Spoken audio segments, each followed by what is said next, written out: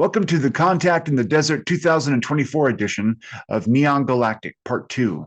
I'm your host, James Falk. Thanks for joining us. After a decade of widely attended gatherings in the dry heat of southeastern California, organizers like Captain Ron from Contact in the Desert have the science of UFO conferences figured out. Theirs is the largest such gathering in the world, and the views and experiences of those present reflect the complexity of the UFO, UAP, NHI conundrum. There are experiencers, witnesses, writers, scientists, educators, artists, musicians, journalists, podcasters, house husbands, stone cold psychics, and even archaeologists. All are driven by a collective search for the deepest truths that seem to still elude humankind. And most have learned the value of keeping a radically open mind, making sure that things like the phenomenon remain on the table of human experience and analysis. It's a thinking person's game. And this conversation with author and researcher Anthony Peake stretches the lazy boundaries of conventional science and philosophy to reach some well-reasoned and transformative conclusions. He is based in science as well as the perennial philosophy, and his conception of what makes up the spirit life of each individual person is precise, coherent, and beautifully efficient. Whether or not you accept it as the truth, his thinking is important and could help us reconceive what it means to exist in our world. He's written many books which have been translated into most of the world's most common languages, and it's absolutely fitting. His thinking and his questions may just have the power to change our species and the world. This is a production of KEET-TV. Please enjoy, and don't forget to like and subscribe. So let's just start with the festival itself. You're here. What do you think, from your perspective, these topics, why is it important to have events like Contact in the Desert where you can get on the ground and meet with people who've either had experiences or sort of in the same business as yourself? Well, it's one of the things I found extraordinary was last year when I came, and the opportunity to speak to people who've had extraordinary experiences. You can read about them, but you can never really tell the veracity of something when you're just reading it. But when you sit down with people and you see the body language and you realize these people have had extraordinary experiences, and it suddenly comes home rapidly that there is something extraordinary taking place here that is genuinely affecting people in a profound way. Yeah. And it's our duty as scientists with a small f to investigate this and not just dismiss it as being something we don't believe because it doesn't fit in with our particular scientific paradigm. If people are having subjective experiences, it's ontologically real for them, and phenomenologically real. And in order to understand the human condition, we have to understand our encounters with the other. Yeah, absolutely. Do you feel like in the time that you've been doing this business, you hear a lot that there's an acceleration, that this is like a gathering movement or a gathering evolution of human consciousness is what a lot of people talk about, whether we're entering a new age, a new kala, whatever language you want to use. Do you sense that, I guess? I suppose by background, I'm a sociologist and a historian. So I'm very aware that every society throughout history has always considered themselves to be possibly either the last one or the one that's going to develop into something extraordinary. So I'm always very aware and sensitive to that. But you generally have the feeling that the way in which the world is moving now, the way in which we have the opportunity to completely destroy ourselves, it's quite extraordinary as a child of the 60s, growing up in the 60s. We had the chance of nuclear holocaust taking place, and we thought that had gone away in the 80s and 90s, and now it's back facing us. So people are more focused in on their own mortality, the question of what it is to be alive. We're far more focused about that now. And so therefore I think there is this growing feeling of wanting to understand in greater detail the reason why I'm here, the reason why humanity is here. Is there a reason, or is it just nihilistic nonsense? We think we are important, whereas in fact we're not. And it's an interesting time. It was like, the incidents of 2012, when people got carried away with the December 2012 thing. Yeah.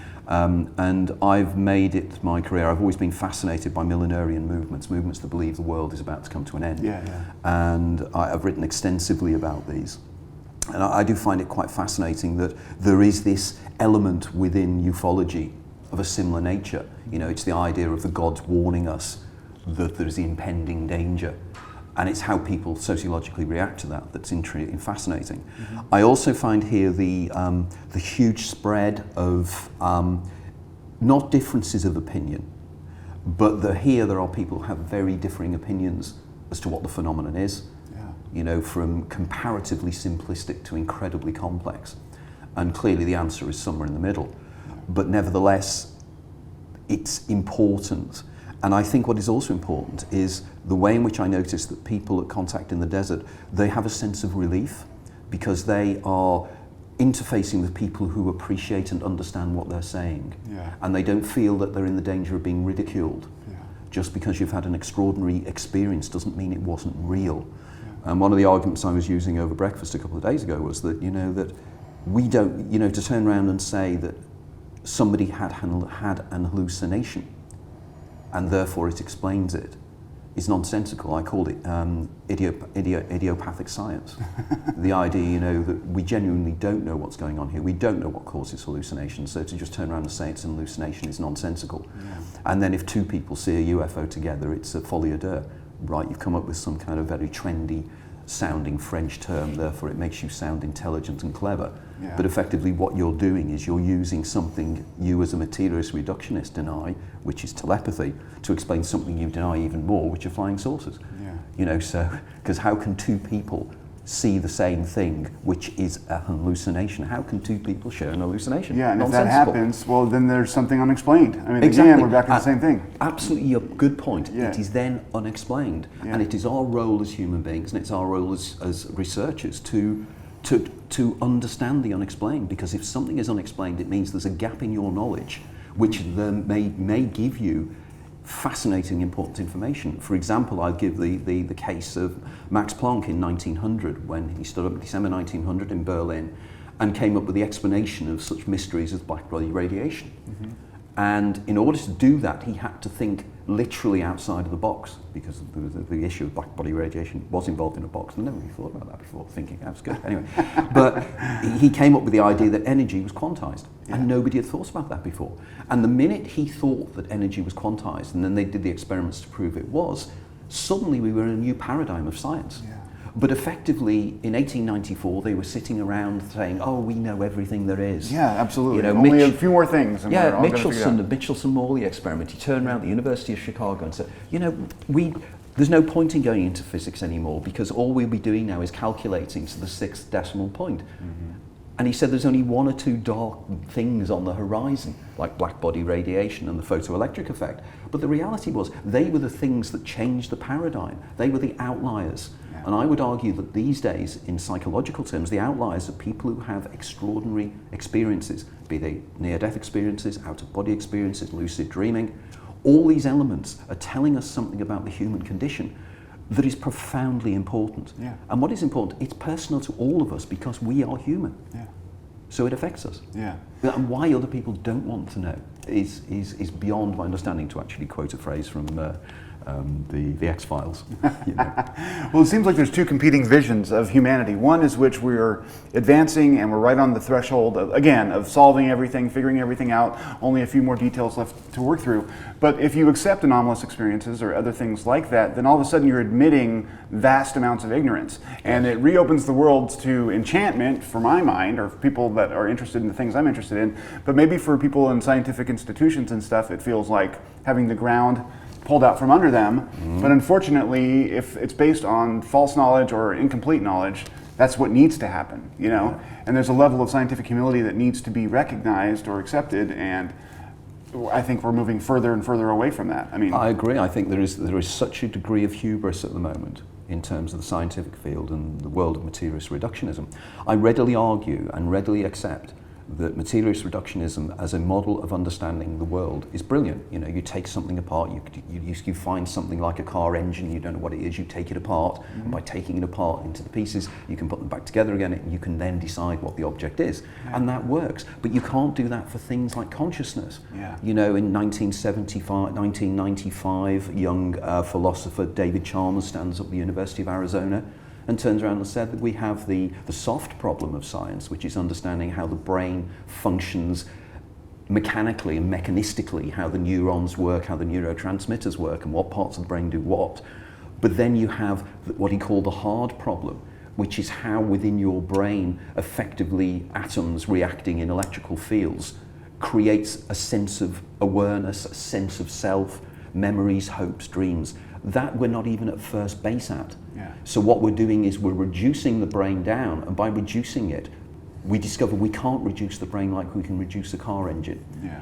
And to us, you know, consciousness is the thing we have to understand, you know, and, you know, there used to be this, the famous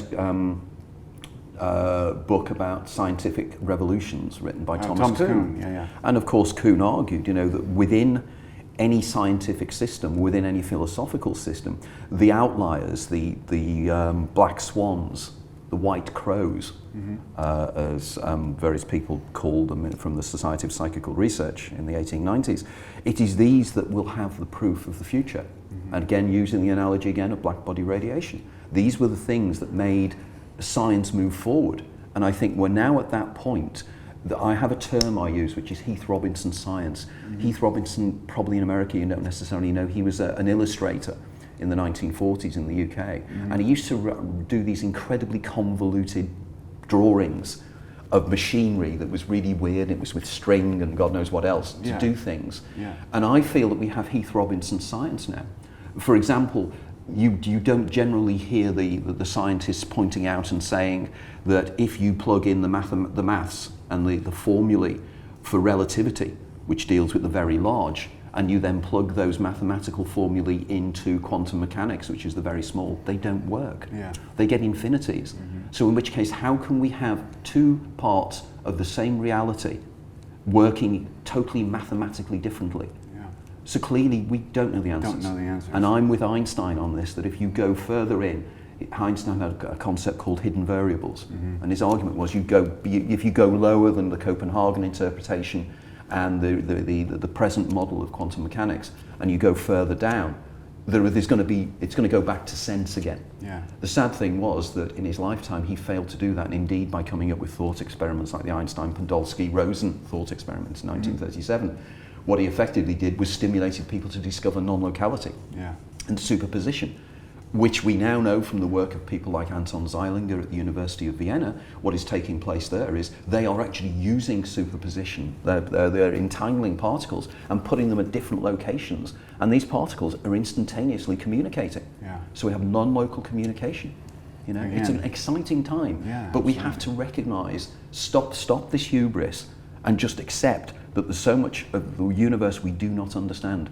They're like the medieval schoolmen with their epicycles to explain retrograde motion of the outer planets. Exactly, you know, they've got these incredibly complex diagrams to understand it, whereas surely by applying Occam's razor, the simple answers are probably the more accurate ones. The only problem is that quantum mechanics and the standard model, as somebody quoted recently, is as accurate as to the breadth of a hair across the Atlantic Ocean.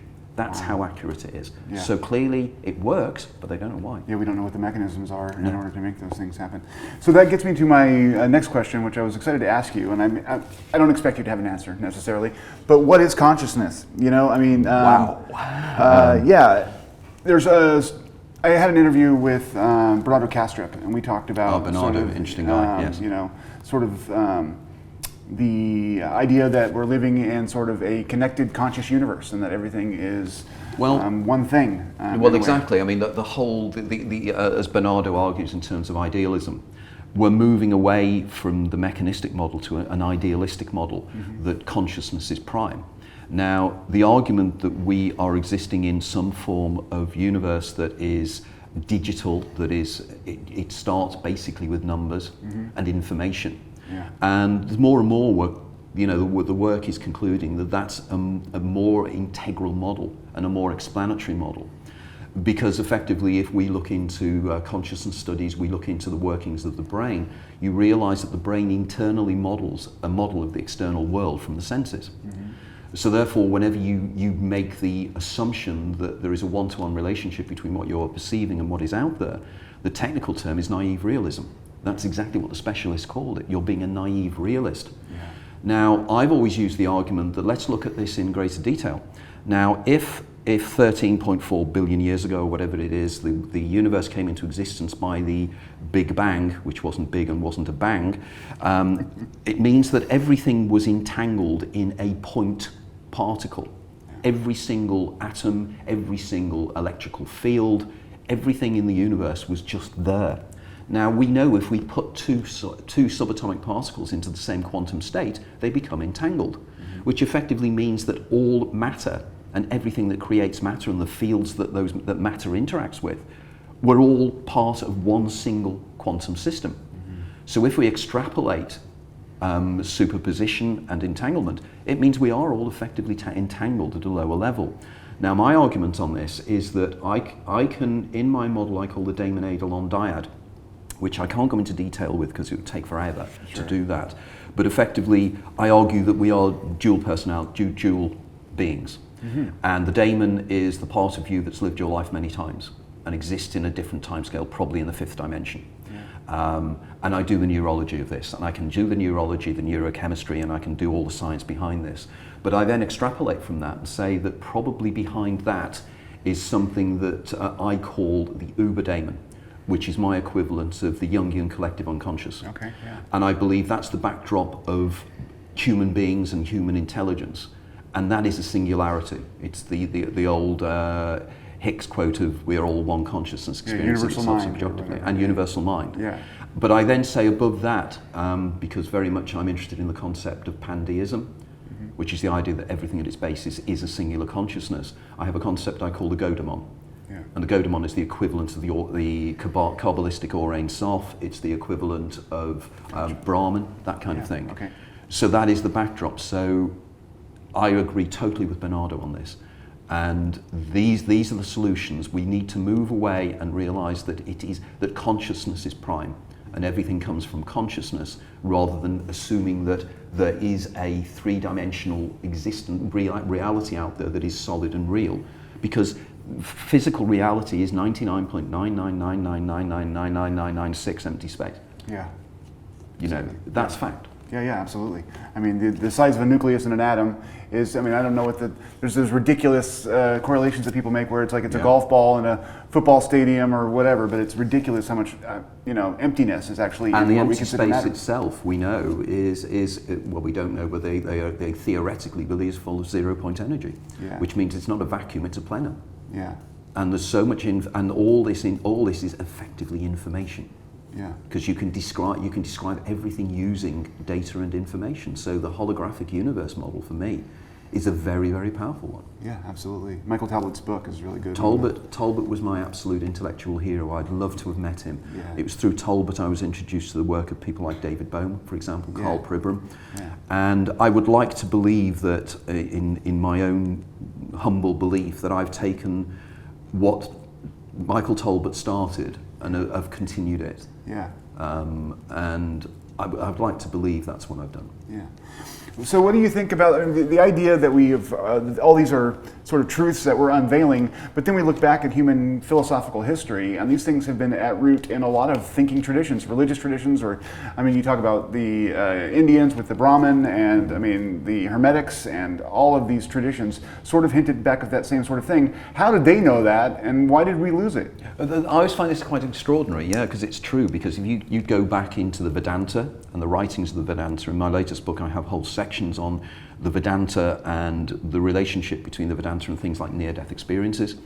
And you find that these traditions have a model of the universe that is very reflective of the way the universe is going now. As I think it was Sir John Jeans, I can't think what his first name was now, said, the more we know about the universe, the more we realize it's not a great machine, but it's a great thought.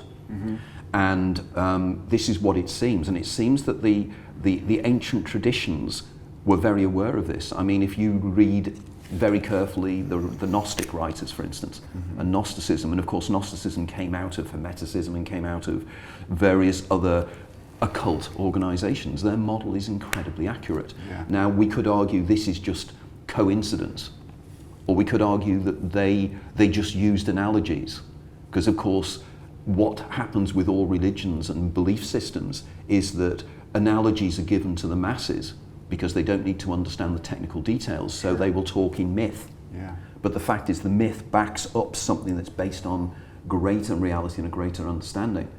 And you know, we are too easy to dismiss, Westerners, we are too easy to dismiss other traditions because we have our mechanistic model and we've been able to explain things and we've been able to create the technologies we're using now.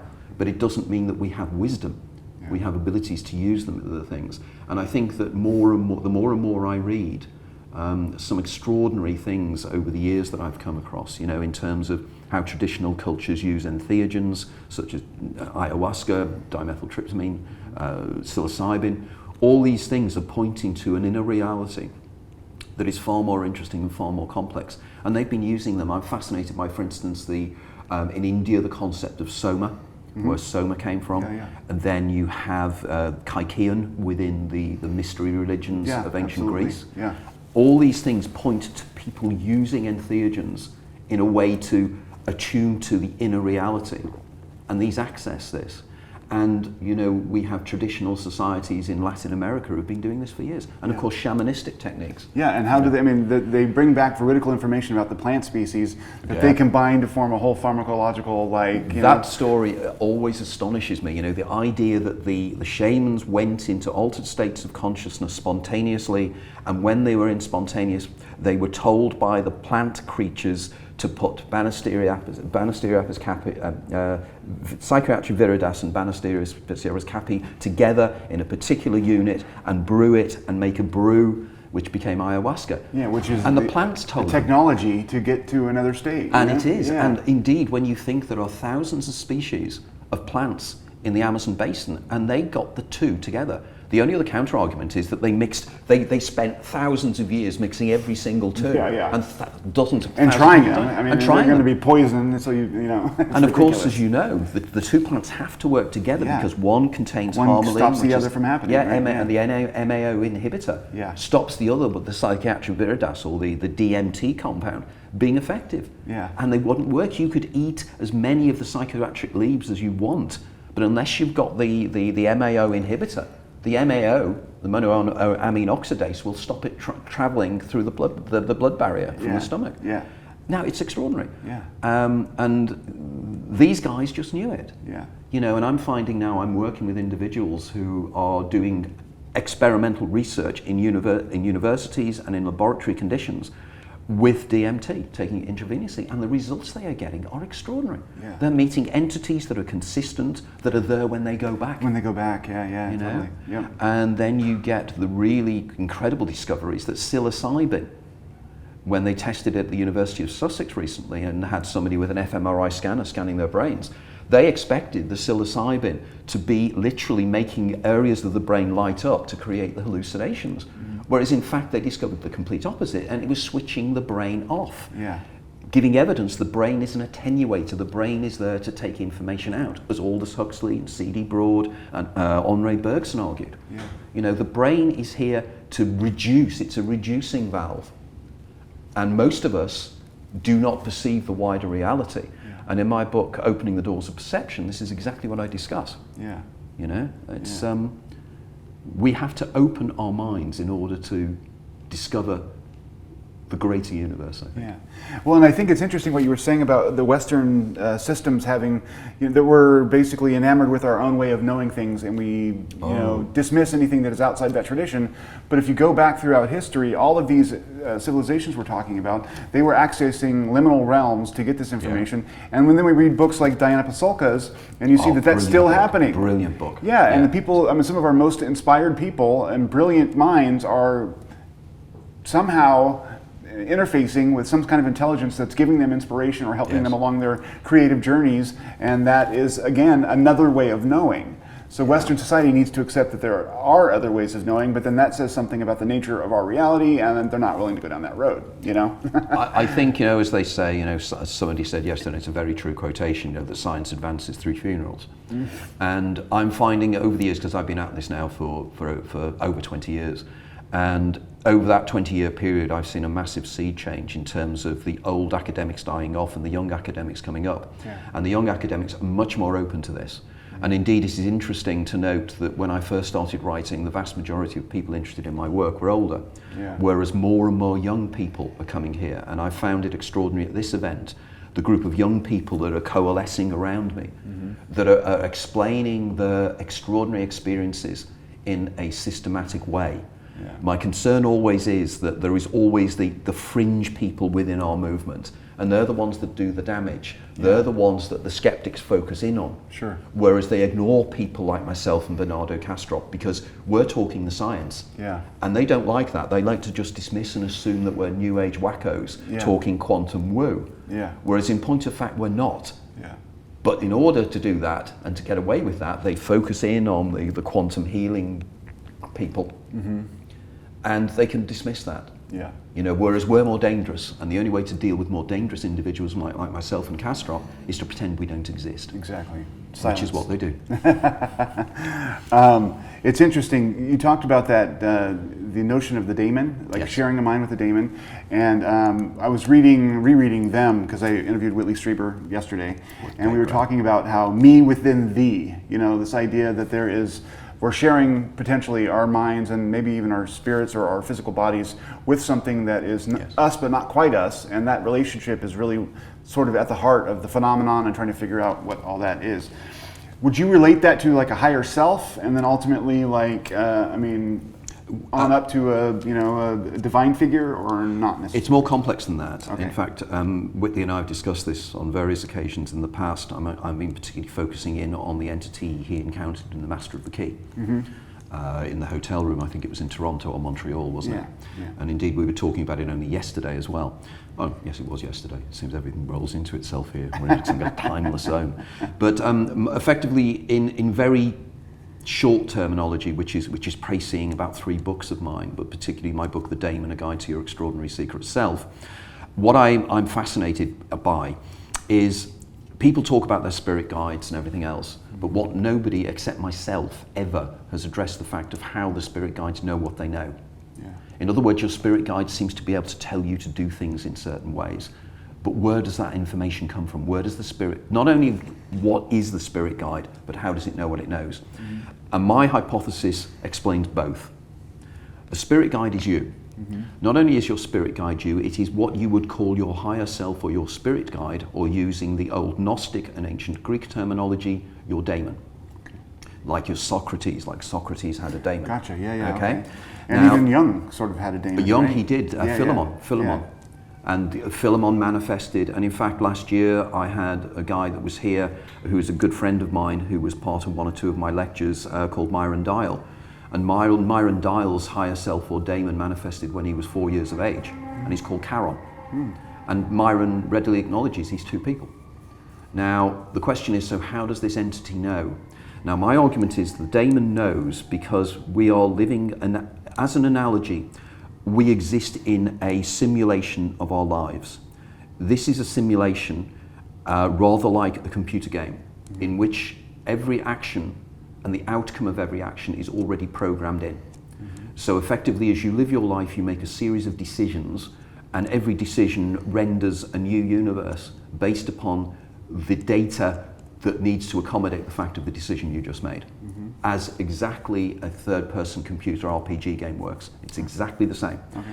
And what I argue is that you can live multiple lives as yourself, and in those multiple lives you can follow any avenue you wish, because it's already programmed in there, and you're guided by your game player, which is your daemon.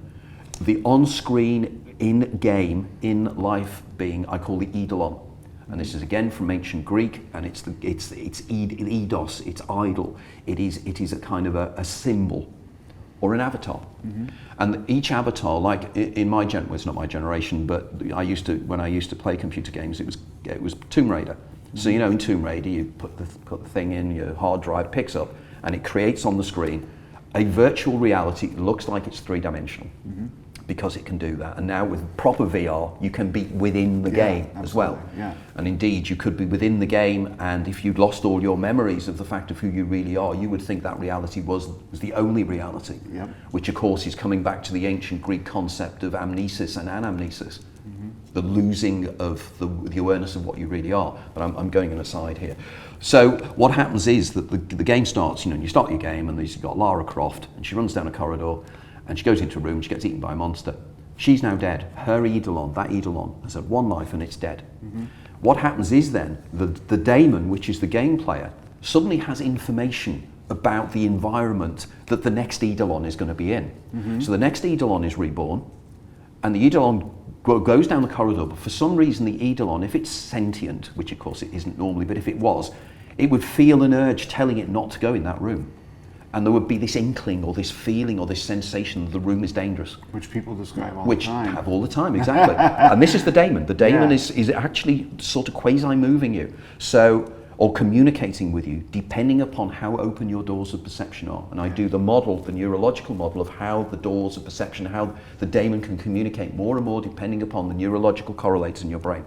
Like if you are a classic migrainer, the doors are slightly more open. If you're a temporal lobe epileptic person that you experience, the doors are open again. I also bring into their schizophrenia, Alzheimer's disease, Savant syndrome, they're all in there.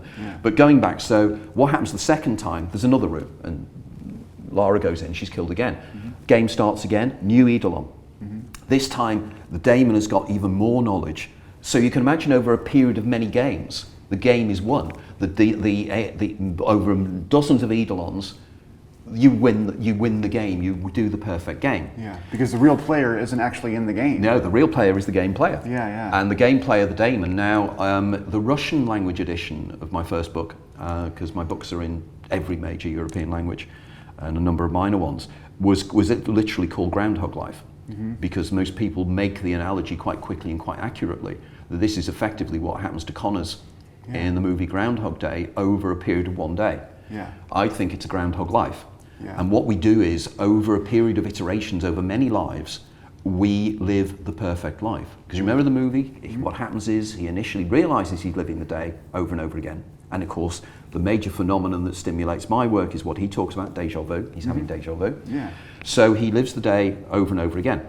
First he wants to bed the girl. So how does he bed the girl? He finds out about what the girl likes and then surprises her the next day by saying, my favourite movie also is that. And she's impressed. Then he realises she's impressed by intellectual things. So he starts to teach himself things. But then he gets the bug of teaching himself because he wants to learn. So suddenly he's moved on a little bit in terms as a human being. And suddenly then realises he can teach himself languages, he can teach himself music. And then it dawns, because remember first he tries to kill himself all the time. Bad idea, don't ride on the rails in a car with a train coming in front of you. Because I actually interviewed Danny Rubin. That's cool. Danny Rubin was the guy that wrote the original script. And get this, Danny in the Christmas of 2007, I think it was, he bought my first book, Is There Life After Death, to all his friends in Harvard. Because he said, this guy's done the science of Groundhog Day. He said, this book is extraordinary. He said, it's far more complex than I meant it to be. But nevertheless, so... That's flattery right there. I mean, it was. When I interviewed Danny, he was one of the funniest human beings I've ever encountered. He is so witty. He's just so funny. So everything, all the humour in Groundhog Day, it's Danny. It's Danny Rubin. But anyway, so you live your life over and over again, and then you remember what Connors then does. He starts running around the town trying to save people. He's underneath the tree to save the kid falling down. He tries to save the tramp and he can't. He's there for the old lady. And what effectively he's doing, in Buddhist terms, he's becoming a bodhisattva. He's becoming a perfected human being. And I believe this is what we are here to do. We are here to live our lives over and over again as ourselves. Now, other people will say, yeah, but isn't this reincarnation? And I'll say, no, it's more subtle than that. Because reincarnation, and I can explain reincarnation using the Go-Demon and the Uber-Demon model. So I can explain that if you want me to do that in due course. But what we really are talking about here is how you as an individual live the same life over and over again. and change it. So it's the same life over and over again. It's the same That's life. the critical difference, right? I mean, it's not you're going on into different cycles. It's No, the and same this is so life. important because Yeah. in reincarnation, think about how reincarnation should work. If reincarnation is you to learn through various iterations of lives being reborn in higher or lower castes, for example, within the Hindu system, the problem is amnesis takes place at the end of every life. So you do not remember what you did last time. Yeah. Now, the whole thing of being human is learning from your mistakes. Reincarnation doesn't allow you to do that because you forget. Yeah. So you will make the same mistakes, as indeed in the, well, comparatively famous in my circle, the Peter Ouspensky book, A Life of Ivan Osokin. In that's what the character does. He has the opportunity to live his life again, but he makes exactly the same mistakes because he's forgotten. And he begins to forget. Whereas the Damon Eidolon model is more subtle because it means there is part of you that does carry those memories forward and uses those memories to subtly guide you, the Eidolon, through that life and subsequent lives. Yeah. Now, I use the model and I use the near-death experience as my starting point, the actual phenomenology and the science of the near-death experience to actually extrapolate to this model. Yeah. Because I use the moody traits, I use literally people's experiences. Comparative, for instance, one of the major features of the near-death experience, the moody traits, is the panoramic life review. Yeah. My life flashed before my eyes. Now that has two implications. A, it means your life has been recorded, because how at the point of death can your life flash in front of your eyes unless there's some kind of record of it that's held within the brain? So that's the first point. The second point then is people always say time slows down. You know, that during accidents and during near-death experiences, time expands. So if time expands and you have a panoramic life review which runs super fast, that's in a near-death experience. I argue in an RDE, a real death experience, the time is a literal one-to-one with your life. Yeah. So literally in the final second of your life, you can live a whole life. And in the final second of that second life, you can live a whole life. Yeah. Because time is relative. Time is relative. Time is personal. Yeah. Time is not out there. When I look at a watch, I'm not looking at time, I'm looking at geometry. Yeah. Time is the only thing I know that's measured by itself. Yeah. You have a pound of apples, you know, you have a minute of a minute, and my minute may not be your minute. Yeah, absolutely. We know when we go to sleep and we have a dream and it lasts in a split second, but it's filled out. This is time dilation. It's again, it's a known psychological effect, but it's also a known physical effect with Einstein. Yeah. And time and matter are the same things. Yeah, and time and they've space are measured the it same things. up in the space station. Yeah. The gravity will change time as you go further out. Well, as I argue, you know, your head ages less than your feet. Yeah. Because the gravitational field depends upon the speed that time travels. Yeah. So you're at the edge of a black hole, effectively time stops. You know, you travel at the speed of light, time stops. Yeah. And all that is happening is that time and space are being converted into each other. You run out of space and you replace it with time. Yeah. So if time and space are the same thing, suddenly the idea of space becomes interesting and the idea of time becomes interesting. And I genuinely believe, and I know this, I am the only writer on the planet doing this. Yeah. There literally is nobody else anywhere doing this. People like Bernardo, they're really great, but they're all got a bit of it. Yeah. You know, they've all got the bits, but I think there's only one writer that is taking everything from quantum mechanics to cosmology to physiology to neurology to neurochemistry to the experiential, from near-death experiences to out-of-body experiences to lucid dreaming. My hypothesis, my speculations, to be technically true, explains everything. Yeah. It is an uber model of the human condition. Yeah. And that's why I'm happy to be here, because I can also explain, to an extent, entity encounters and various other things as well. Yeah. So to me, it works for me. But then again, if I'm existing in my own phaneron, which Charles Peirce called it, that's the world that we all exist in. We all create our own world. Because we do, but it's not like the law of attraction. I'm not talking about you can decide to be a millionaire and $1 million will appear. That's not the way it works. Yeah. But it is an application of the Copenhagen interpretation and the way in which the act of observation stroke measurement changes subatomic particles from a quantum wave, that is literally a mathematical wave in which a particle can be found in a particular location or another, that statistical wave, which is what Max Born came up with, I think, in 1934, and that comes it down to a point particle with a particular location in space. And that happens when the particles are measured.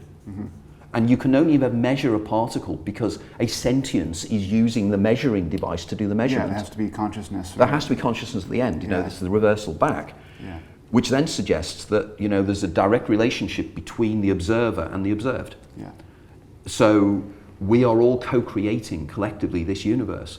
But my argument is that this is not solipsism, and it's not an application of I'm just on my own, because we're all co-creating this. Exactly, we're all part of the same system, so And we're all creating. what is even greater importance is that because the Uber Damon is also an observer, the Uber Damon is effectively the observer of humanity and our collective consciousness. Then you have the Godemon, which is the observer of everything. Yeah. So then you go back to the old idea, you know, I meant to bring this with me, there's this wonderful poem by Roland Knox, and it goes along the line of something that if a tree falls in the quad, you know, if there's nobody to hear it, you know, what happens? Yeah, yeah. And then it says, dear God, if a tree falls in the quad and there's nobody to hear it, does the tree happen? And then the next line is, and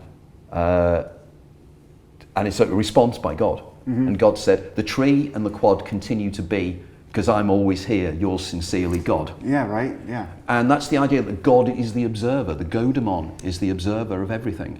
Because as the Vedantists say, that we are a dream of Brahman, and when Brahman wakes up, everything ends. Yeah. And of course, this is an element of Kala chakras, which is what the Vedantas believe. And Kala chakras are circles. Yeah. And again, finally, if you apply Poincaré's recurrence, the mathematics of Poincaré's recurrence, which I won't go into detail with in terms of particles, it means after, I think it's 10 to the 10 to the 10 to the 10 to the 10 to the 10 to the 10.16 years, every subatomic particle in the universe will be back to an original position. And in an infinite universe with infinite time, that will happen an infinite number of times. Yeah. And this is where Nietzsche came up with his idea of the eternal recurrence and the eternal return. Yeah. That was precisely what Nietzsche was applying there. Yeah. When you mentioned the Uber Damon, it makes me think of the old idea of anthropos. Does that... Well, as in the anthropic principle. Well, yeah, I mean, there was, from what I understand, there was like I guess it was a term to describe sort of the collective human mind. Maybe Anthropos as in man, collectively man, as in Greek.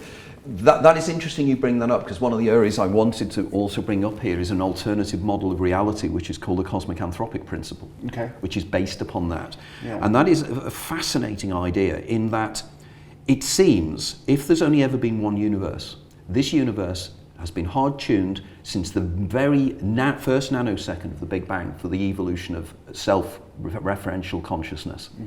And the amount of series of seemingly ridiculously happenstance circumstances that have brought that about is extraordinary. Even from the first moment of the Big Bang, there was slightly more matter than there was antimatter. Yeah. If they'd been equal, they would have destroyed each other, so the universe would have wouldn't even started. Yeah. But then you move on, and there's certain mathematical structures of atoms and molecules that they needed to work in certain configurations to even start the initial stuff that came down into stars. Then you get even on planet Earth. We as beings depend upon water. Yeah. Water is the only element that freezes from the top downwards. Every other element freezes from the bottom up. If water did that, life would never have started on Earth. So even that. Yeah. So the argument is all these coincidences. Now, people will say, well, of course, we are here because this is where we've evolved. Sure. It's a nonsensical argument. Yeah. But you have to realize, if there's only ever been one universe, there weren't multiple chances on this. Yeah. There's only ever been one universe, and the universe only needed one chance to bring in an observer to create it in the past.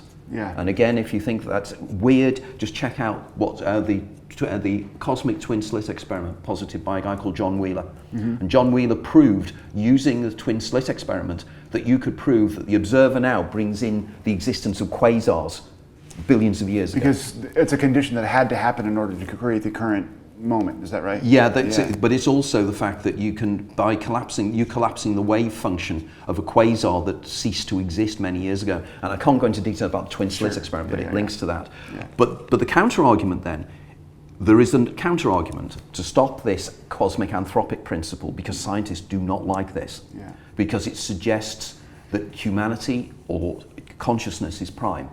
And the counter-argument is the Everett's many worlds interpretation. And the Everett's many worlds interpretation suggests that that the universe splits into copies of itself billions of times a second. Every time there's a choice, right? Every time, even when a subatomic particle makes a choice to decay or not decay, the universe splits into itself and then extrapolates, which means that the observers of that also split. And Max Tegmark has come up with a wonderful thing, and check it out if you haven't seen it on YouTube, called the Quantum Suicide Experiment. And he proves scientifically that we're all immortal, which is very similar to my model, by the way. There's an awful lot of similarities here. So the many worlds interpretation is very good, because that means that there are literally trillions of universes, and of course we're going to be in one of them. One of them at least that will coincidentally, out of the trillions and trillions of universes, that all the conditions will be right to fulfill what's known as the Goldilocks enigma, because that's the technical term for this. It's the cosmic anthropic pillar, or the Goldilocks enigma. So we have the two options, and there are only two, and both of them are crazy. Either there are billions and billions of universes in which contains billions and billions of versions of you living subtly different lives, which is again my cheating the ferryman hypothesis, which is what I presented. That's the technical term for it. So there's billions of you, all of which are living subtly different lives, and the argument is, we could flick from one of those consciousnesses to another depending upon the decisions we make now. So in other words, all those consciousnesses, your Uber Damon of you, for instance, their mind contains all of the outcomes, and all you do as an eidolon is flick from one reality to the next, which is already existent. Now, the counter-argument to this, and it's even more incredible, is Stephen Hawking. He has something called the top-down hypothesis of quantum mechanics, and Hawking argued again that everything from the Big Bang was already programmed in. Again, it's there, but it's programmed as a potentiality rather than actuality, which is a subtle difference. And then you get some amazing models. My favorite one is John Kramer, Professor John Kramer. It's called the interactional analysis of quantum mechanics. And get this, he argues, and I never get the two types of waves right, but there are advanced waves and retarded waves. And what advanced waves, for argument's sake, but it could be the others, are going forward in time, which is the waves we see. But there are another form of waves that are going backwards in time called retarded waves. Like people talk about time travel and they talk about tachyons, hypothetical things that can only travel at the speed of light and therefore go backwards in time. This is more subtle than that. And these waves going backwards in time, so we can get messages from the future by using this. Okay, but I've extrapolated from this. I've said, let's think about this even more interestingly. When you bring waves together, you get what's called an interference pattern, don't you? Which is what causes holograms and things. Absolutely right. So imagine the scenario that you've got waves coming backwards in time and waves coming forwards in time. Where they coincide is technically the present moment, isn't it? Going backwards in time, forwards in time. Where do they intersect? Now. So now is created by an interference pattern. And the interference pattern is what creates this. It's a hologram, and this again is an Anthony Peake original. Nobody else has thought of this. So in which case reality itself is the interface between these two wave patterns, and it moves forward in time as we progress through it. So this would explain time and everything else as well, which then comes into the holographic universe principle. The idea that the universe is holographic. And there's more and more information. I mean, there's a guy called Craig Hogan at the Perimeter Institute in Ontario, and his team are looking for the pixelation of space. They know that the space is pixelated. Now, if space is pixelated, it means it is in bits again, it's quantized. Like Planck length? Yeah, exactly, you're spot on, you know your stuff. Very good, very impressed. So it's at the Planck length. And you'll get this then if you understand the concept of the Planck length. You know the Planck square, which is when you turn the Planck length into a Planck square. Imagine when the universe was expanding outwards from the Big Bang. It's like we're inside a huge bubble or a huge inflating balloon. We've been doing that for 13.7 billion years or whatever. So it's expanding outwards. Now, if you then calculate, and I don't know how the hell they did this. A guy called Jacob Bekenstein did it a few years ago, and there's an article in Scientific American. So this quotation is from Scientific American. This is not from Woo Woo Weekly. This is Scientific American. Okay, and the universe expands out, and if you looked at the edge of the universe, looking in from the inside, and you have this area around you, and you calculate the number of Planck squares that would be needed to measure that external area. And then you calculate the number, and you accept that each one of those Planck squares contains one bit of information, on, off. Okay. And then you calculate how much information you would need in order to simulate a universe, the universe that we have now. The numbers are the same. They're exactly the same, apparently. And they said this is too much of a coincidence. This is suggestive that this is what might be happening. And they argue that what's happening there's one bit of information from each Planck square and it's beaming inwards. And it gives us, we are two-dimensional, but the holographic principle gives us the feeling of 3 dimensions. And we are the processors of that holographic information, each one of us. And we co-create from the information field that we have. And again, the counter-argument, I mean, Laszlo is much better at this than me, Irvin Laszlo, the guy you mentioned earlier on. And Laszlo has this wonderful concept called the Akashic field. And he argues the Akashic field is the 0-point field, the information field that contains virtual particles. You know, and the argument is if you go down to just above absolute zero, I think 217.72 degrees, or 272.17 degrees, I don't know. But literally, when at absolute zero, everything stops. As you know, it's just so cold that energy stops moving, the atoms start vibrating. And the problem then is if you get to that point, something called Heisenberg's uncertainty principle doesn't apply. Because Heisenberg's uncertainty principle says you actually know the location of an object or its velocity. You can't know both, right? But you cannot know both. But effectively, when you're at 0 point, you can. Because you can know where it is because it's not moving. And you can know its energy level because it's got nothing. And that's violated. So something strange happens at that level, and this is where they say 0-point energy gets generated. And they're arguing again that this could be a massive energy source for all of us. And again, there's guys at Boulder Institute doing research on that in Colorado. And there are some rather famous scientists, Hal Puthoff, right? I mean, he's been interested in 0 point for quite a number of time, or in quite a number of years. Interestingly, we're at Contact in the Desert, and you mentioned being able to explain close encounters. I want to. Does this have to do with your idea of egregors? It does. It does. I love this idea. It's sort of haunting because it means that we can generate our own universe of beings, and they're not necessarily ontologically sufficient unto themselves, but they can get that way. And then what kind of world are we in? You know, it's this is really, I jokingly call it bootstrap straps theory, because it's almost the idea you can pull yourself up by your own bootstraps. Because there was a fantastic science fiction story, that was Robert Sheckley, I think, many years ago. But the idea is that because all the things I've just been talking about now are building up to that, the idea that we are co-creating our reality, and by our anticipations, once we believe in something, this is not the law of attraction, as I say, it's much more subtle than that, and it's based upon proper science. But the idea is that we can in some way collectively create thought forms. And I was particularly interested in something called the Toronto experiment that took place, surprisingly enough, in Toronto. It's amazing how that happens, isn't it? It's like how certain names become, they invent something and it becomes theirs, you know. But the Toronto experiment, I think it was in 1970-71, a group of academics and their husbands and wives got together, and they used to, on a Saturday night, I think they used to play with a Ouija board. And they were intrigued as to what was going on, you know, who was doing the motive force on the glass. And they thought, well, it must be us subconsciously, even though we're not doing it, we must be doing it subconsciously. So we must be creatively doing it. And then they thought, let's have a bit of fun. Let's create a ghost. And what they did was they sent one of them away to write a story about a character historically who never existed. And they came to I think it was Robert Aylesford, I'm never quite sure of the first name.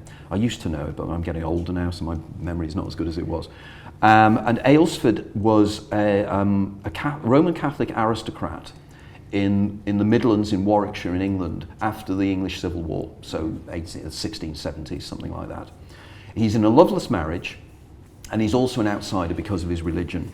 And he's quite down and depressed. And one day he meets this beautiful gypsy girl. He falls in love with her, and his wife finds out.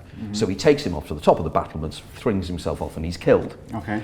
That's the story. And they decided what they would do. They think really hard about this guy. They would talk about him and everything else and see if they could generate him. Yeah. And suddenly he started coming up on the Ouija board and talking to them. Yeah. And they thought, well, this is interesting. It means that our intentions are creating something. Yeah. But then it got weird. They started to have poltergeist activity in the room when it's Philip Aylesford, when Philip was there. Yeah. And then they started table turning. The table started to move and rock. And they say, oh, stop doing it, Philip. And he'd stop and then start again. Yeah. And indeed, if you go online on YouTube, this actually happened on a live program on television in Toronto, where they bring the table in, and the table is going around the studio. It's extraordinary. Now, remember, these people were academics and they weren't believers. Yeah. So this isn't a So what they believed is, and it's quite true, they had created a thought form, and the thought form became independent of them. Now, these thought forms have been known for centuries in Tibet. They're called tulpas. Yeah. And there was a lady called Alexander Neil, who in the 1920s traveled in Tibet. And her associates created a tulpa. One day they were bored and they were on a long walk, so they thought, let's collectively create it. And they create this rotund little monk. And he's jovial and he's happy. And he followed them for miles. But then they lost control of him. Yeah. And he became evil, and he became malicious, and they had to destroy him. Yeah. They had to deal with him in this way. So these thought forms are very powerful. Sure. Now, the thought forms, I use the term, again, not unique, but I call them egregorials. From the book of Enoch in the New Testament, the apocryphal book of Enoch. Yeah.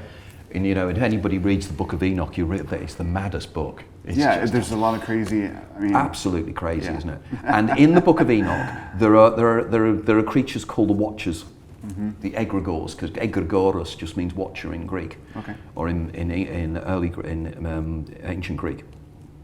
And the egregors were these creatures that came into existence, and the whole of esoteric magic, right through the ages, is to create these egregors and influence them and use them to your own bidding, like John Dee. Yeah, absolutely. And then sort of the manifesting of spirits, right? Is that related to it? Basically, you create that? Yeah. You're creating it by your anticipations, but at least a lot of the esoteric magicians, such as Aleister Crowley, because he created Lamb. Yeah. I think was one of the ones and you look at Lamb, he's a bloody alien. Yeah, no, he's a grey. The only like difference with Lamb, if you look at the pictures of Lamb, the only difference is his eyes aren't big enough. Yeah. But otherwise, Lamb is a classic grey. Now, Aiwass had... And Aiwass, There's another one that could fall into that category, but he had knowledge, right? So where are these beings, if they're created by a human consciousness, where do they get their information? Again, I think they're drawing in the collective unconscious of humanity. Okay. They're drawing, because they are co-created by us, they use the knowledge fields of the greater information field. The informational field, I would say, that's available to the Uber Damon. The manifestations of the Uber Damon. Yeah. So they then create these creatures, but then we go forward, and clearly people like Aleister Crowley and everybody else were doing it, but I've been invited on a couple of occasions to esoteric groups. And the reason esoteric groups invite me to talk to them, every one of them has said, you are so close. You don't realise how close you are. Yeah. And they argue, they say, the whole of esoteric training is to find the God within. Yeah. The daemon, to manifest the daemon externally, to use demonic forces, because they use the term demonic, but I use it D-A-E. Demonic. Demonic. Yeah. But it's the same token, it's using this energy to manipulate reality. Now, the billion-dollar question is, are these entities independent of us? Are they just thought forms, or are they real? Now, sadly, somebody died recently. It was a good friend of mine, is an ex-Catholic priest who ceased being a Catholic priest because him and his fellow priests were razzing around the New England countryside finding ghosts. I just imagine there's all these kind of Jesuits in cassocks running around, jumping into cars and trying to find ghosts. It's quite a funny image.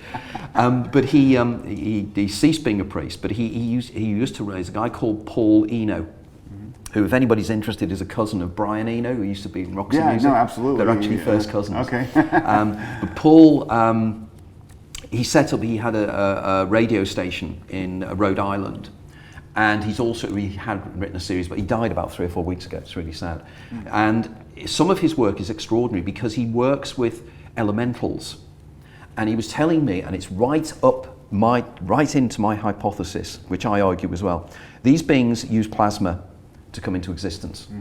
And he's told me the amount of times he has seen plasma beings manifesting around electrical junction points. Sure. They seem to need plasma to come in. Now, I then said to him, and I said, this is extraordinary. Do you know in the Quran the story of the creation of man and angels and the jinn? And he said, no, he didn't. He said, I was a Catholic, I wouldn't have known that. And I said, well, get this. According to the Quran, when God made man, of course it's an analogy and it's a myth, but nevertheless there's truths within a myth. Yeah. They made angels out of light, and God fabricated angels out of light. He made man out of the earth, and molded him. And they made the jinn out of smokeless fire. Sure. And what is smokeless fire? Plasma. Yeah. So suddenly you're going, and it was really weird. I was over in Oman a few years ago, and I was talking to local people, and then subsequently I was in Jordan 3 years ago, and I went to Petra, and I managed to get a guide to take me off-piste around the back, and he took me to this cave that is known for the Cave of the Jinn. And this is where the jinn manifest. And it was doubly creepy because this cave had an atmosphere and a kind of electrical feeling in the air. But what was weirder was, when I got back to the UK, I'm flicking through channels on Netflix, and I came across a Jordanian TV series for kids, well, for teenagers. And it's called the Curse of the Jinn. So I started watching it. The same cave I was in. The jinn manifest in the TV series in that cave. Wow. You know, so obviously it's known locally. Yeah. And in Oman, there is this huge cave that is literally called the Cave of the Jinn, which is this huge inner thing. And I'm thinking that one day we need to do an event there. Because if there is anything using us to come through, these are the kind of places they're going to be, because these are the places that legend has it. And legends usually are based upon people's experiences. Yeah, absolutely. So if they are manifesting in that way, we've almost got a double feedback mechanism. They are using our anticipations of them to come through. And I'll give a final example here. I don't know how much time we've got, but if you're interested. We're right there, so go ahead, please. Okay. I was contacted a few years ago by a guy called Graham Murray. Graham Murray in the UK is an incredibly famous theatre producer. I mean, I was really honoured when he contacted me. I mean, for instance, he was the guy that when he was at Oxford as an undergraduate, he wrote a musical which ended up being bought and was on Broadway for a time. Wow. But it didn't last on Broadway. And they came back to the UK, but two of the guys that were involved in the original production took the idea of his original play, and they turned it into a musical called Her. Do you remember Her in the 1960s? Yeah. And that was where it came from Graham. Okay, wow. And he then became a very theatre producer. He worked with so many famous people. And he contacted me because he read one of my books and he'd had a series of really strange encounters, you know, where phones would ring and everything else, and he wanted to contact me. But he was explaining to me about his own encounter with an egregor. And he said that he got a phone call one day from an associate friend who said, can you get to Heathrow? This was 1970. He said, can you get to Heathrow? There's a guy called Arnold Herningstat who's coming in from Denmark. He's a Danish magician, basically, and he's also a lord over there, member of the aristocracy. And he said, can you just put him up for a few days before we put him somewhere else? So Graham goes there, he picks this guy up, and he takes him home, and they're sitting there and they're having a few drinks, and they're talking about the concept of egregors. And Herningstat, being a magician, said, well, egregors are anything that humanity can create. Like, I don't know if you know Mark Stavish, his work? I don't. Okay, Mark Stavish, get hold of the book. He wrote a book called Egregors. Okay. He's the world's expert on this stuff. Okay. Stavish is a very interesting guy. Okay. So, egregors, he said, like, egregors are like Nazism or Coca-Cola. Yeah. They're things that we create that become part of our society. Well, it's like the guy who, Diana Pasulka's friend, James Madden, wrote about hyperobjects. Yeah. Which are things that are created sort of by humans, but it sort of takes on a life and energy of its own and becomes a being of a sort that exists in multiple experiential dimensions. It's her work is astonishing. I need to really meet up with her because she resonates. How many people have told me here that she and I are, well, like two peas in a pod. Yeah, and James Madden is the other guy too. Okay, I'll check him out as well. Yeah. Okay, so the idea is then that, he's explaining about the egregores and they're chatting about it. And Honigstad says that, well, of course you can create an egregor of your own image, or an image. And he said, and Graham says, like what? And he said, well, I can create one now if you want. And he turned around and he said, look at the chair. And there was a chair at the corner of the room. And Graham says, he said, the chair shimmered. And then suddenly there was this creature in the chair, and he said it was like the Gorgon. It had snakes for hair, and it was leering at him. And Graham said, I was terrified. I thought, how am I seeing that? And then it faded. And he said to Honigstad, did you do that? And he said, well, you did it as well, because you created it. But you created it, and he thought, had he hypnotized him? And as Graham said, and it's something I argue about hallucinations, there were two hallucinations going on there. There was the hallucination of seeing the creature, but there was the more subtle hallucination of the fact he couldn't see the back of the chair. In other words, the back of the chair had been taken out of his visual field, and his visual field had been populated by this entity. And as Graham said to me, he said, the way that creature looked at me, it was independent. Yeah. It wasn't just a creation, it wasn't just a hypnagogic image. It was real. Yeah. And that really made me think, wow. There are more things on heaven and earth than you can ever dream of, Horatio. And it's true. And all these things are fascinating because they fit in with the UFO phenomenon, the way it culturally tracks, the way in which the aliens turned from being Germans in airships in the 1890s to sort of the Space Brothers of the 1950s and Van Tassel and people like that, right through then to the Greys in the 80s and 90s. Yeah. It's extraordinary. Yeah. They're too like us, as was said in one of the talks here. You know, they're too anthropomorphic. Yeah, they're connected to us in some intimate way. Yeah, and we just. And I believe at a higher level, they are egregores in the model of my egregores, and I think they are, and they tie in with DMT entities. Yeah. DMT entities are the same. And these entities in my book, The Hidden Universe, as you know, I argue that these entities, and I'm not unique. I know that Jacques Vallee was doing this, and I know that people like. John Keel were doing it. I'm not original, but I've taken even Vallee's ideas and run with them and extrapolated them out with them to Charles Bonnet syndrome and various other hallucinations. Like with Charles Bonnet syndrome, I know people who've got it permanently. There's a friend I know who's losing his sight. I don't know what Charles Bonnet syndrome is. Charles Bonnet, what happened was there was a doctor called Charles Bonnet in Geneva, I think in the 17th century, and his uncle Charles Lewin started to talk to him. One day he was saying, do you know, in my house there are these women with incredible costumes, and they wander around my house and their clothing is unbelievable. And the women weren't there. And what was happening, he was hallucinating because he was losing his sight. Yeah. And Bonnet did a lot of research on this and found that as people get older and either they lose their sight or they start to develop Alzheimer's, or what the equivalent would have been in those days, they start to see things. And the things seem to be everywhere around them. And they're usually little creatures like, there's a very famous Swedish-American writer called Siri Husfeldt.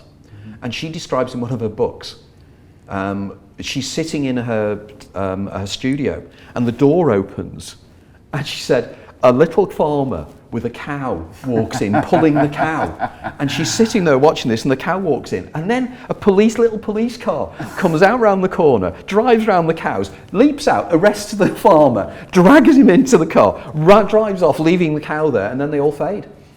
And she's sitting there going, and that's what Charles Bonnet syndrome's like. Okay. Now, my own mother, now again, how much time have we got left here? We're after an hour now, so we should probably wrap it up. Okay, fine. Okay, it's in the book. Finish your answer if you want to. Yeah. Okay, please. no, because it's a long story there, but to put a long story short, my mother had a series of experiences. She had a UFO experience, and then she had an experience with a grey. Yeah. And she was in a state of sleep paralysis when she saw the grey. Yeah. And she was also seeing little people who were singing to her. Yeah. And the reason why people have this is to do with how Alzheimer's works. and dementia. Because what happens is the neurons of the brain, the supposed communication channels of the brain, I argue it's the neuroglial network, not the neurons. That's another story, we haven't got time for that now. But what happens is there's things called amyloid plaques, and they get inside the brain and they literally explode the neurons, they destroy them. Yeah. Now what I argue is taking place is, when the neurons are destroyed, it loses the brain's ability to be an attenuator. Ah. You know, I was saying before about the experiments where they're finding that, I don't know, did I mention this, the experiments where they're finding with psilocybin? Yeah. Okay, I and mentioned basically that the brain activity slows down when you're under the effect of it. Correct. Yeah. Now what is happening there is that the amyloid plaques are doing the same kind of thing. They're destroying the brain's ability to function. And in doing so, they're stopping the brain's ability to take out the wider universe. Yeah. So what is happening, when these people get this, suddenly these things start appearing around them, but the things are always there. Yeah. Which means that, like Siri Husfeld co-created, but she didn't co-create, she didn't think, oh, a little man's going to come in with a cow. Yeah. So it was somehow, again, independent of her. Yeah. So throughout history, from elves to the Tuatha De Danann, to all these little creatures that people report, they're all the same phenomenon, as are the greys, they're all the same thing. Yeah. And I think the answers for the aliens are going to be found not in UFOs, they're going to be found in DMT and ayahuasca and experiments that are being done now. Yeah. This is where we're going to interface with the entities.